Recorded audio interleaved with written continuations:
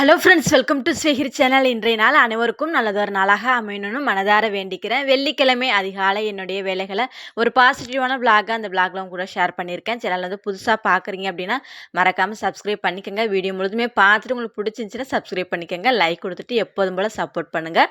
சரி, வாங்க வீடியோக்குள்ளே போகலாம். எனக்கு வந்து பார்த்திங்கன்னா இந்த வாசலை கோலம் போட்டுட்டு தான் எப்போதுமே என்னுடைய வேலைகளை வந்து ஸ்டார்ட் பண்ணுவேன். ஆனால் கிட்டத்தட்ட இப்போ ஒரு வாரமாக அந்த ரோடு போடுறேனுங்கிற பேரில் நல்லா இருந்த வாசல் எல்லாத்தையுமே எடுத்து விட்டுட்டாங்க. எனக்கு வந்து மனசே கேட்கல. சரி, இன்னைக்கு வெள்ளிக்கிழமையாக இருக்குது அப்படின்னு சொல்லிட்டு பார்த்தீங்கன்னா லைட்டாக கூட்டி விட்டுட்டு அப்படியே வந்து தண்ணிலாம் நல்லா தெளித்து விட்டு அப்படியே வந்து தரையை வந்து ஓரளவுக்கு சமப்படுத்தி கோலம் போடுற அளவுக்கு வந்து பார்த்திங்கன்னா வாசலை வந்து ஓரளவுக்கு வந்து ரெடி பண்ணிட்டேன்.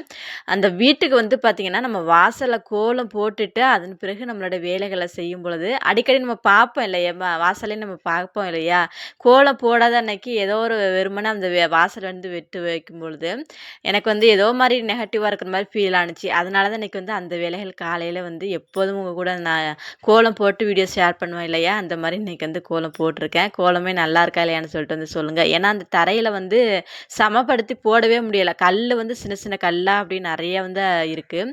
அதை வந்து சமப்படுத்தி போடவே முடியல. அப்படியே கொஞ்சம் நாளாக ஓரளவு தண்ணிலாம் தெளித்து அமுக்கி அப்படியே வந்து கோலமே போட்டு விட்டுட்டு அப்புறம் மற்ற வேலைகள்லாம் வந்து ஸ்டார்ட் பண்ணிட்டேன்.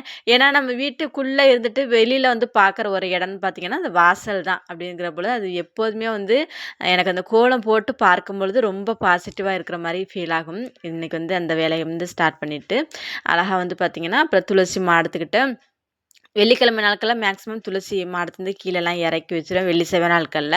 மற்ற நாட்களில் வந்து அப்படியே தான் அந்த தீபம் மட்டும்தான் ஏற்றுவேன். அதனால் வந்து இன்றைக்கி கீழெல்லாம் இறக்கி வச்சுட்டு ஃபுல் அண்ட் ஃபுல் நல்லா நீட்டாக வந்து தொடச்சி விட்டுட்டு அந்த கல் வந்து பார்த்திங்கன்னா அந்த கல் வந்து நிறைய பேர் கூட கேட்டிருந்தீங்க அது எங்கேருந்து வாங்கினீங்கன்னு சொல்லிட்டு. இது வந்து பார்த்திங்கன்னா எங்கள் சித்தி வந்து அந்த சப்பாத்தி மாவுலாம் பிணையுவோம் இல்லையா, அது வந்து கொஞ்சம் வாங்கியிருந்து அப்படியே செட்டாக வந்து கிச்சனில் வந்து ஒட்டியிருப்பாங்கன்னு நினைக்கிறேன்.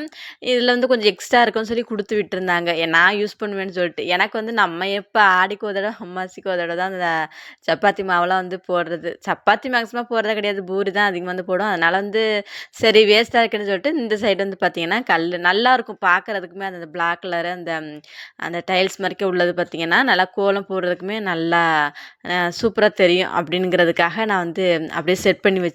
கீழே கல்லை வச்சு அதன் மேலே வந்து பார்த்திங்கன்னா துளசி மாடத்தை வச்சு தான் எப்போதுமே இந்த கோலம் போடுறது. இன்றைக்கி வந்து பச்சரிசி மாவு வந்து ஊற வச்சுருந்தேன் நைட்டே. காலையில் வந்து சரி போடலாம்னு சொல்லிட்டு மாதத்தில் ஒரு டைமாவது நான் பச்சரிசி மாவில் வந்து கோலம் போட்டுருவேன். அது நம்ம சும்மா நார்மலாக அந்த கோலம் மாவில் போடுறதுக்கும் பச்சரிசி மாவில் கோலம் மாவை போடுறதுக்கும் கோலம் போடுறதுக்கும் நிறைய டிஃப்ரெண்ட் இருக்குது. நல்லாயிருக்கும் பார்க்குறம்போது. உள்ளுக்குள்ளே நம்ம வந்து வீட்டுக்குள்ளே என்ட்ரன்ஸில் யாராவது வர்றாங்கன்னா அந்த நிறைய பேர் வந்து சொல்லுவாங்க நல்லாயிருக்கு அப்படின்னு சொல்லிட்டு. அது மட்டும் இல்லாமல் வெயில் காலம் வேறு ஸ்டார்ட் ஆகிடுச்சு இல்லையா, எறும்புலாம் வந்து நிறையா வந்து வர ஆரம்பிச்சிருச்சு. இது சரி அதுக்குமே கொஞ்சம் தீனியாக இருக்கட்டுமே அப்படின்னு சொல்லிட்டு தான் நீங்கள் வந்து பச்சரிசி மாவில் வந்து கோலம் போட்டு விட்டுட்டு நம்ம வீட்டில் வந்து செம்பருத்தி பூ வந்து நிறையா வந்து பூக்குது. அந்த தொட்டியில் வச்சுருக்கிறது அது வளர்ந்து வந்து பார்த்திங்கன்னா நல்லா அப்படியே வளைஞ்சி வந்து வந்துடுது. அதை வந்து கட் பண்ணிவிட்டு மறுபடியும் வைக்கலாமா இல்லைன்னு ஒரு ஐடியாவில் இருக்கேன். ஏன்னா ரொம்ப வந்து அந்த மரம் மாதிரிக்கே வர ஆரம்பிச்சிருச்சுன்னா அந்த தொட்டி வந்து அதிகமாக தாங்க மாட்டுது. வளர்ச்சி வந்து பார்த்திங்கன்னா ரொம்ப கம்மியாயிடுது. ஒரு 2-3 டைம் இந்த மாதிரி நான் செம்பருத்தி செடி வந்து வச்சுருக்கிறேன். ஓரளவுக்கு நல்லா பெருசாக வளர்ந்த பிறகு வந்து பார்த்திங்கன்னா அது வெயிட் வந்து தாங்க முடியாமல் அந்த வளர்ச்சி வந்து கொஞ்சம் கொஞ்சமாக கம்மியாயிரும். அதனால் வந்து லைட்டாக அப்படி உடச்சி விட்டுட்டு அதுக்கான வேலைகள்லாம் கொஞ்சம் பார்க்கணும் அப்படின்னு நினச்சிட்டு இருக்கிறேன். அதன் பிறகு பார்த்திங்கன்னா பூக்கள் வந்து ஒரு 3 பூ புலந்த செம்பருத்தி பூ வந்து பூத்துருந்துச்சு. அது ஃபுல்லாக வந்து பார்த்திங்கன்னா சுவாமி படங்களுக்கெல்லாம் அப்படியே வச்சு விட்டுட்டு இன்றைக்கி வந்து துளசி மாடத்துக்கிட்டேயும் எளிமையான முறையில் வந்து தீபம் வச்சு விட்டுட்டேன். இதுதான் வந்து பார்த்திங்கன்னா என்ட்ரன்ஸு. அழகாக வந்து எனக்கு ரொம்ப ரொம்ப பிடிச்ச இடம் வீட்டில் அப்படின்னு பார்த்தீங்கன்னா இதுதான். இன்னும் நிறைய விதமான மாற்றங்கள்லாம் அந்த இடத்துல கொண்டுட்டு வரணும்னு எனக்கு வந்து ஆசை.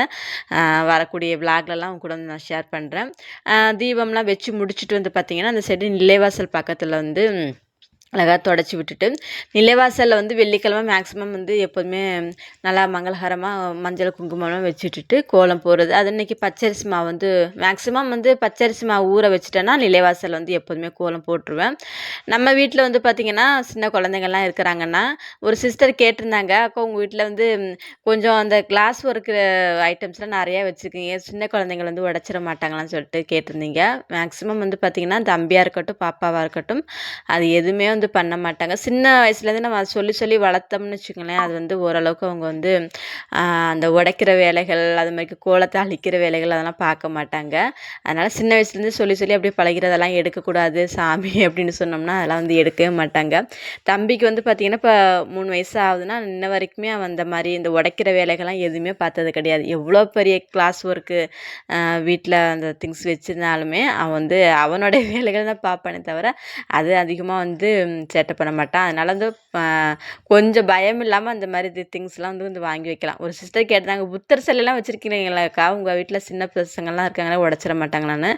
அதை வந்து பார்க்க கூட மாட்டாங்க. அவங்க அந்த இடத்துக்கே வந்து போகிறது கிடையாது. அதிகமாக வந்து அதுக்கான வேலைகள் எதுவுமே பார்க்க மாட்டாங்க. உடைக்கிற வேலை சில குழந்தைங்கலாம் வந்து போட்டு ஏதாச்சும் டேமேஜ் பண்ணி விட்டுருவாங்க. ஆனால் நம்ம சின்ன குழந்தைலேருந்து சொல்லி சொல்லி வளர்த்தோம்னா அது வந்து அவங்களுக்குமே பழக்கத்துக்கு வந்து வந்துடும்.